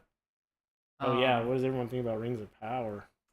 I've heard a lot of people I know who are kind of lightly into Lord of the Rings. They're really digging Rings of Power. There are other people I know that are like heavy into Lord of the Rings. They're like, it's a good show. Like, they like it, but they're like, it's not Peter Jackson. So Right. Which, yeah, I mean, I watched it's a lot of fancy CG flair that looks good, but I think for the first two episodes, I don't want to give any spoilers away that people haven't watched, but the first two episodes, I think the downfall with them is the character development is a little weak and the focus is weak. in Rings of Power? Yeah, Rings of Power. Mm. Like what House of Dragons has is character development, story development, and the awesome effects. Whereas Rings of Power has these amazing movie looking quality effects, which is awesome, but it's lacking. I think it's lacking character development and story and some other things because it's kind of also based on. It's not. They don't have really the rights to do exactly out of any of the books. It's like loosely based on stuff, sort of. So it's like, I mean, there's, I guess they have, they have certain amount of rights to do certain things, obviously, but they, there's other areas they can't go, right? Yeah. Yeah, So, a lot of their reference material comes straight from the Cimmerillion, and that's what I a heard. history book. So Well, the weird thing is I heard that, but then I heard that they don't have any rights to grab anything out of there. Like an actual that's story. true. Like they can't actually take any of the stories out of there and do them, which I thought that's what this was gonna be. So I'm kind of bummed. But I mean the I don't know. I got to see more of it. I'm hoping it gets better. Mm-hmm. It's not horrible or bad or anything like that. It's worth watching, but I think I can see where they're struggling with like when you start off with Lord of the Rings, man, you're within right away you're engaged. Within minutes you're engaged, and you feel, you get to know these hobbits and these. This one, like, you're not engaged. You're not because they don't really. They start off. Actually, I should take it back. They start off pretty well with Galadriel, getting engaged with her and her quest and this mission she's on. But then it loses focus on other people, and then I don't know. It's just not like developing the way, like a Peter Jackson, right? Like it was developing in the way you expect. So I don't know. We'll see. It might become really good. I don't know. It's hard to say at this point. Neil Leffler is saying they only have the rights to the appendices. They don't have the rights to the other books. So, there you go. There you go. Then Ashley Bosworth is saying House of the Dragons is sick. Yes. Rings of Power, kind of boring. Yes. Don't hate me. No. That's it though. She hit the nail on the head. It's like it's kind of boring, dude. Like 2 hours in and you're still bored. That's not good. Right. That is the problem with it. Like 2 hours in and you're kind of bored, and it's not getting any more exciting. Nothing's really developed. It's so this kind of it's that, But there are some moments where really great, and it's like, wow, that's cool. I can't believe they're doing that. There are those moments. I don't want to bash it or nothing. I'm not trying to bash it, but yeah, House of the Dragons is like, dude, they're like. To me, they're on another hit roll with the way this thing's panning out. Yeah, a lot of the old message boards and people I used to talk with when Game of Thrones was the hot thing on HBO. They're really up and up on House of the Dragon, and these are people who were like seriously burned by the 7th and 8th season of Game of Thrones. Like they're the kind of people who they quit Game of Thrones cold turkey, and now House of the Dragons is on, and it's like, okay, no, this is like reigniting my love for this whole like universe. Yeah, it's kind of cool to see the Targaryens and how they're like their culture and everything.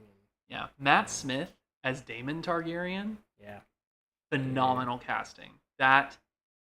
He is so good as Daemon Targaryen. Like, yeah, dude, he kicks ass too. He does. He just kicks some ass. Let's put it that way. Yeah, man. Pretty awesome. All right, guys. I think we are kind of wrapped up.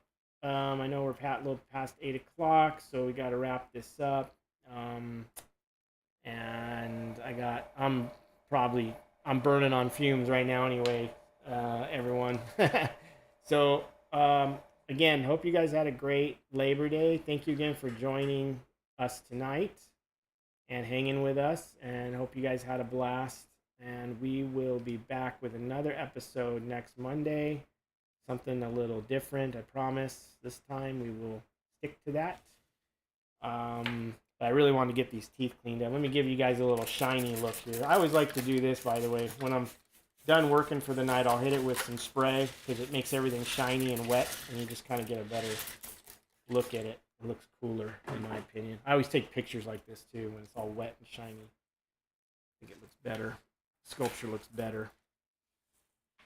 So yeah, again, thank you guys so much. By the way, if you guys are curious or not curious, I don't know. I have a TikTok account as well. If you guys want to check out. Nothing special. It's the same old. I'm building up this TikTok account. I gotta stay with the times, I guess. I don't know. I hate to have another damn app thing, but yeah, my Instagram, TikTok, all that stuff. You know, and but yeah, we'll see you guys back here again next Monday night. I think we'll get into the model kit thing a little bit. So yeah, we'll cover like how to build, put together, and build model kits. Actually, too, it'll be a perfect show because I've got an artist in mind that I want to share. He's done a lot of model kits over the years. He's done some cool ones. Good friend of mine. I want to share his work on there, so we'll save that for that episode.